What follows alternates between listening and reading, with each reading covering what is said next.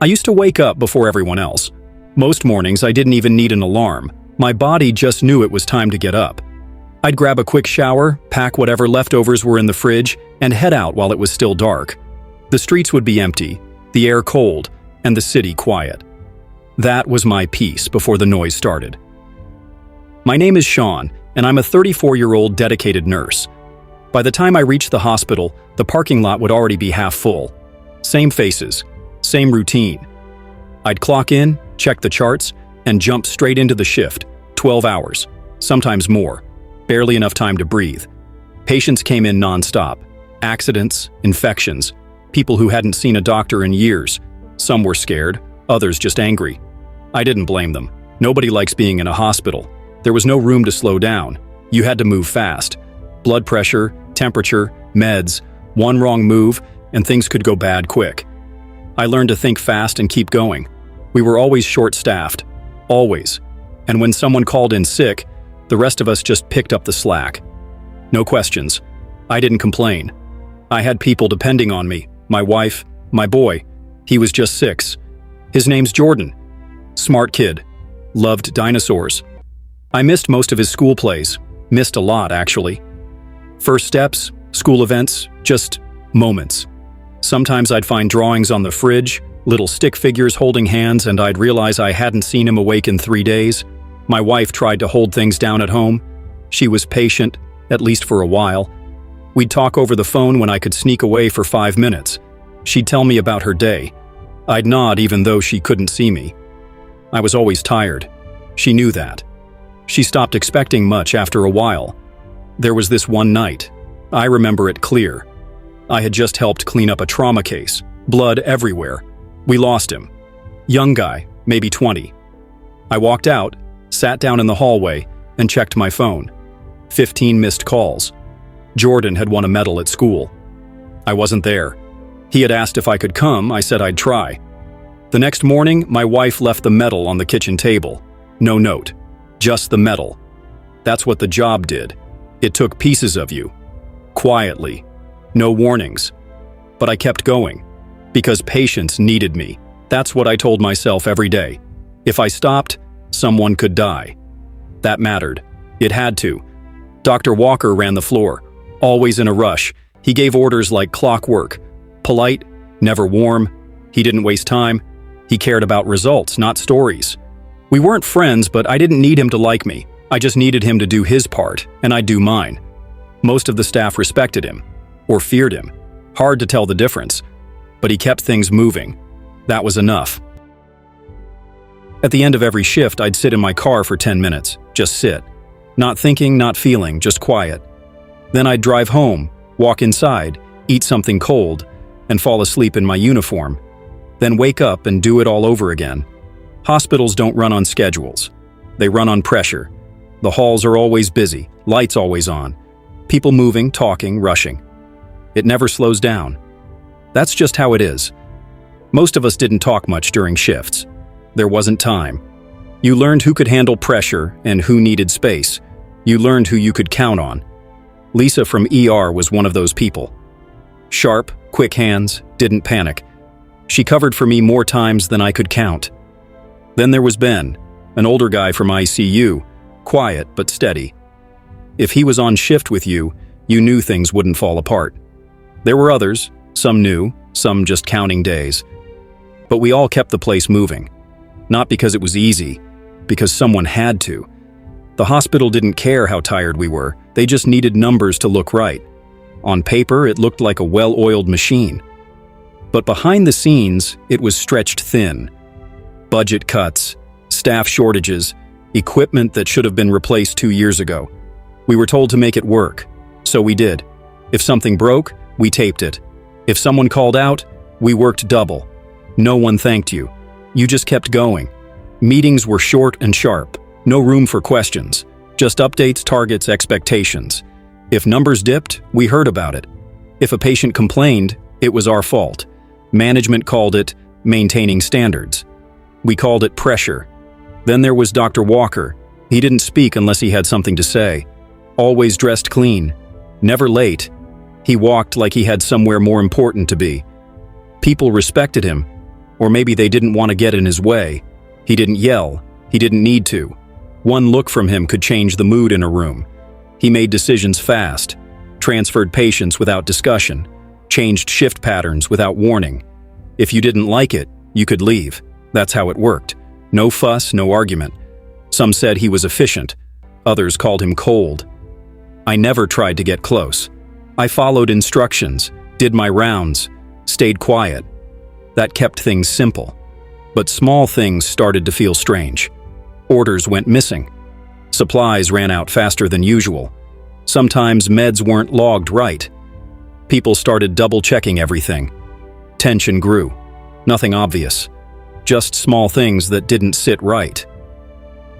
A nurse from pediatrics mentioned her schedule changed 3 times in a week. No notice. Another guy from the pharmacy said stock numbers didn't match. The response was always the same. We're looking into it. There was no time to ask questions. We were too busy. The ER was packed. ICU overflowed. We moved from task to task, hour to hour. Nobody wanted to be the one to speak up. Not here. Not under Dr. Walker. We just kept working. Told ourselves it was nothing. Maybe a system glitch. Maybe someone forgot to log a batch. Maybe. So we moved on. Because asking too many questions here didn't end well for anyone. Jamal was one of the newer nurses. Fresh out of school, wide-eyed, still believed in doing everything by the book. He followed me around the first few weeks, asking questions, watching how I moved through the ward. Most new staff burned out fast. Jamal stayed curious, didn't flinch when things got rough. I started showing him how to keep things moving when the system slowed you down. One night, we had a patient crash during rounds. Vitals dropped out of nowhere. Jamal froze for half a second. I didn't. We got the cart, started compressions, called it in. He followed instructions without fumbling. We stabilized the guy before the crash team showed up. No drama, no delay, just work. The next morning, the supervisor mentioned the save during handoff. First time I'd heard my name said out loud in weeks. Jamal shot me a look but didn't say anything. That was enough. From then on, we worked well together. He picked up quick. I didn't have to repeat things. That's rare. Other nurses noticed too. When something went sideways, they came to me. I didn't plan for that. It just happened. One of the night techs started calling me Captain. I told him to knock it off. He didn't. Dr. Walker didn't say anything, just nodded when we crossed paths. That was his way of approving something without saying it. I didn't need more than that. The team started feeling solid. Even with the chaos, people looked out for each other. Shifts felt less heavy when everyone pulled their weight. We still had issues, late orders, missing supplies, but the group handled it. Then came the memo. Printed sheet in the break room. No names, no panic. Just a notice from admin. Some medication went missing. Locked drawer. Painkillers. It wasn't the first time, and it probably wouldn't be the last. The note said new procedures were coming. Extra logs, camera checks. We'd seen that before. Nobody said much, just kept moving. But you could feel it during shift changes. Eyes lingering longer, conversations shorter. Everyone started watching each other, just a little more than usual. During the next team meeting, Dr. Walker mentioned the theft once, then moved on. Like it was just a footnote. He didn't ask for comments. He just said, "Stay alert, follow protocol. We'll be reviewing access." That was it. Afterward, Lisa pulled me aside. Said her drawer had been double-checked twice that week. I told her it was probably just standard checks. She nodded, but I could tell it didn't sit right with her. I noticed they'd changed the locks on the med cabinets.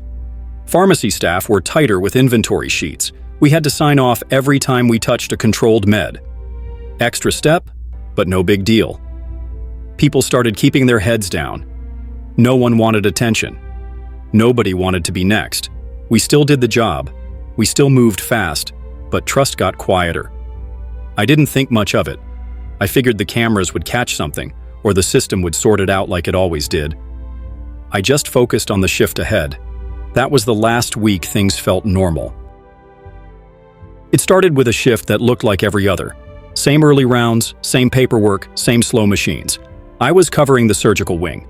Midway through the morning, we got a post-op in recovery who needed pain meds. I followed the process, logged it, double-checked, moved on. 2 hours later, I got called into the supervisor's office. She didn't sit, just handed me a clipboard. "You administered this dose?" I looked at the entry, my signature, my log, everything in order. "Yeah." She nodded and said the drawer was short. 1 vial missing. I asked who counted it. She said she didn't know, just that an incident report had been filed. No one looked me in the eye for the rest of the shift. Later that night, I got a message saying I had to meet with HR. No reason, just a time and place. The next morning, I walked into a small room. 2 people from HR, 1 from legal. They told me it was a routine review. Nothing personal, just questions about protocol. I sat across from them, hands folded. They asked when I accessed the cabinet. I told them. They asked who else was nearby. I listed everyone. They asked if I noticed anything strange. I said no. They took notes, short answers, no smiles. When I asked if something was missing, they said it was confidential. When I said I followed the exact steps, they nodded and said, "We're just gathering information." I walked out the same way I came in, no answers. When I got back to the floor, Dr. Walker was waiting. He didn't say much, just asked if everything was clear. I said it was routine. He nodded once, turned, and walked away. After that, my access to the med cabinet was blocked, no notice. I found out when I tried to log in. Screen just said restricted. The charge nurse looked surprised, said she didn't know. She called someone, then told me to use the backup nurse for meds. Whispers started after that. I'd walk into the break room and people would go quiet. Ben from ICU didn't look at me for a whole shift. Lisa stopped asking me to review her charts. At home, things got worse. My wife saw I was home earlier than usual. I told her they shuffled my shift. She didn't say anything at first. Then she asked if something happened at work. I said no. She kept asking. I kept saying it was nothing. Finally, she said, "Jordan's teacher called me today. He told her you're not a nurse anymore." I didn't know what to say. That night, I sat in the living room while she fed Jordan. I heard them laughing from the kitchen, and I didn't move. The next day, Jamal caught up with me outside the locker room. He looked around before speaking. "You didn't hear this from me," he said, "but someone told Walker it was you, someone inside." I didn't answer. He leaned in. "They're not looking for the truth, they just want to move on." Then he walked away. I stood there for a long time, not because I didn't believe him, but because I already knew. They called me into the office just after the morning brief. HR, legal, and someone from administration. They didn't ask me to sit. They handed me a letter, already signed. It said I was suspended. Ongoing investigation, standard language, no timeline, no support. A security guard was waiting outside the door. Told me I had 10 minutes to gather my things. I walked back to the locker room. Eyes followed me the whole way. Nobody said anything, not even Jamal. I opened my locker. My name tag was gone. My access badge didn't work. The guard stood behind me the whole time. I picked up my lunchbox, a pair of scrubs, and my shoes. That was it. As we walked through the main corridor, Lisa came out of the break room. She looked straight at me, then looked away. The next day, the story ran in the local paper. Small section in the crime brief. Hospital nurse under investigation for theft of controlled medication. No name, but the details made it obvious. I got 3 calls before noon. 1 from an old classmate, 1 from my cousin, 1 from someone I hadn't spoken to in years. The hospital didn't release a statement, but the silence was enough. The damage was already done. At home, it got quiet. My wife stopped asking. She started checking the mailbox twice a day. Jordan asked if I was going back to work. I said maybe. Then he said his friend's dad said I stole medicine. I told him to go play. We started using the emergency fund. Then we stopped talking about how long it would last. I called the union rep. He said they were looking into it. That was 2 weeks ago. No follow-up. I tried putting things together. I made a list of everyone on shift that day. I called Jamal. He didn't pick up. I checked the security camera list from the hallway. That day, 3 were marked as under maintenance. I asked IT for access logs. They said I no longer had clearance. I sent emails to 3 nurses who used to trust me. Nobody replied. I printed every shift record from the month before. I went through every med log, every cabinet check. I highlighted inconsistencies. I brought it to HR. They didn't let me into the building.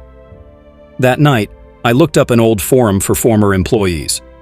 There was a post from a user 2 years back, said they were forced out under similar circumstances. Different wing. Same setup. Suspended, discredited, replaced. No explanation. I found a second case, then a third. Each one mentioned Walker, different departments, same pattern. Nurses or techs who questioned orders, who refused shortcuts, who reported missing meds or errors. Each one was out within 6 months. I tried reaching out. One replied, said he'd been warned not to speak, said it wouldn't change anything, said he'd moved on. I sat in the dark with the printouts on the floor. Same typeface, same timelines, same outcome. Then I remembered something Jamal said weeks ago. They're not looking for the truth, they just want to move on. He was right. Jamal reached out one night, said he had something to show me. We met in a quiet cafe away from the hospital and prying eyes. He pulled out his phone, opened a folder. Emails between Dr. Walker and HR. Conversations about the missing medication cases. How to handle problem employees. Instructions to keep reports vague. Warnings to staff who tried to speak up. Threats thinly veiled but clear. Jamal had been saving everything for months, said he couldn't keep quiet anymore. Passed me the files, told me to be careful. I studied the emails. Walker's name was everywhere. Plans to discredit me. Notes about shifting blame. Even mentions of promotions tied to silencing dissent. I told Jamal I needed to confront him. He warned me to be smart. I had to stay calm. I went back to the hospital days later. Acted like nothing had changed, like I was ready to leave it all behind. I caught Walker alone near the med cabinets. I started talking, quiet questions, small comments. He laughed, said, "You think you can prove anything?" I pressed on, asking about the missing drugs, the reports. He grew careless, admitted things I hadn't expected, said it was necessary. Said people like me made things complicated. I kept recording every word. When I left, I had what I needed. Next, I reached out to a local journalist known for exposing corruption. Shared everything, emails, recording, my story. The journalist introduced me to a labor attorney. They both said this could be a whistleblower case. Word spread fast. The hospital board announced an internal investigation. They put Dr. Walker on leave. Walker's promotion was canceled. Rumors flew about license suspension. Other nurses, once silent, started reaching out. They wanted to tell their stories. Some joined class action lawsuits. The hospital shifted. Papers covered the scandal. News outlets picked it up. My name was cleared. The fight wasn't over, but for the first time I had the upper hand. The hospital called a few weeks later. They said they wanted me back. Full pay, all benefits, an apology, the works. I told them no. I said, I'm not going back to a broken system, not until things change. They paused, then said, we understand. I started something new, a nonprofit for medical staff who face what I went through. People who risk everything to speak up and get silenced. I connected with lawyers, advocates, even some doctors who wanted reform. I spoke at hospitals, conferences, small meetings. I told my story. I pushed for accountability, for real change. At home, things slowly settled. My wife and I talked more. Jordan stopped asking if I was going back. We rebuilt what was broken. Sometimes late at night, I think back to those long shifts, to the trust I gave and lost. I thought hard work would protect me, but I learned it's not enough. Without integrity at the top, the system eats its best people alive. So I ask, how many more are trapped, crushed in silence? How many others are waiting for someone to stand up? Today, I'm not just a nurse, I'm a voice, not for revenge, but for justice. Thank you for listening to my story. If you found this video interesting, kindly like it, share with your friends, and subscribe to the channel for more stories like this. Thank you.